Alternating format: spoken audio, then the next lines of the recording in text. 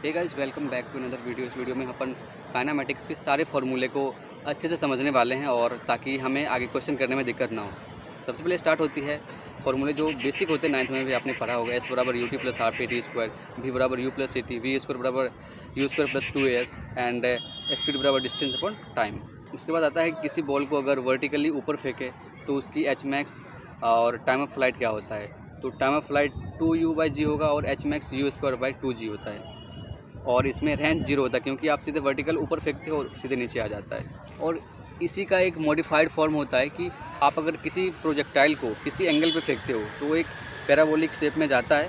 तो उस केस में उसका टाइम ऑफ फ्लाइट क्या होता है, उसकी एच मैक्स क्या होती है, उसका रेंज क्या होता है। तो time of flight 2u sin θ/g होता है और H max you square sin square θ/2g होता है। रेंज होता है u square sin 2θ/g।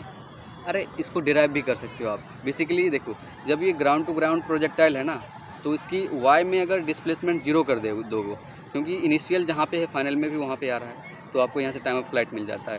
Time of flight मिल जाता है और एक्स कंपोनेंट को अगर टाइम से मल्टीप्लाई करते हो तो आपको रेंज मिल जाता है। और एच मैक्स के लिए क्या करते हो, वी स्क्वायर बराबर यू स्क्वायर प्लस 2as, यानी जब मैक्सिमम पॉइंट पे होगा तो वाई कंपोनेंट में जो वेलोसिटी होता है वो 0 होता है। और एक प्रकार का क्वेश्चन बन जाता है कि किसी प्रोजेक्टाइल को किसी इंक्लाइन पे अगर ऊपर फेंकते हैं तो उस केस में मतलब उसका time of flight, range, H max क्या होता है। बेसिकली यहाँ पे जो जी होता है ना, जी सीधा नीचे की तरफ लगता है, लेकिन आपने जब इंक्लाइन पे फेंका है तो उसका जो वेलोसिटी का कंपोनेंट आता है, एक अलोंग इंक्लाइन आता है, एक परपेंडिकुलर टू इंक्लाइन आता है। आप जी को ना अलोंग इंक्लाइन और परपेंडिकुलर टू इंक्लाइन अगर तोड़ लेते हो ना, तो वहाँ से आप आसानी से काइनेमैटिक्स के नॉर्मल फार्मूले एस बराबर U T half A square, V बराबर U plus A T and V square बराबर यू स्क्वायर प्लस 2s लगा के कर सकते हो। जैसे टाइम का फार्मूला होता है 2u cos alpha upon g cos theta, और रेंज का वैल्यू होता है u square upon g cos square theta sine 2 alpha plus theta minus sine theta.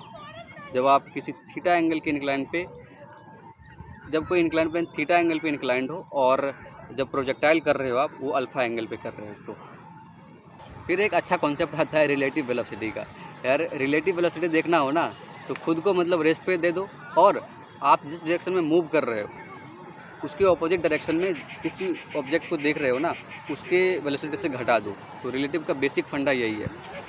इस फंडे से आप Rain Man problem, river boat problem या फिर जो एरोप्लेन से सामान गिरती है वो वाला प्रॉब्लम आसानी से कर सकते हो।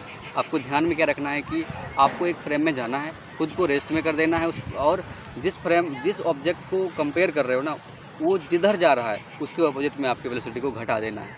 बस यही फंडा है, काइनेमैटिक्स का टोटल पार्ट है। आप आसानी से कर सकते हो। ये बेसिक फार्मूले थे जो कि हर एक क्वेश्चन को करने में ज़रूरी होता है। ये IIT JEE के लिए वीडियो था।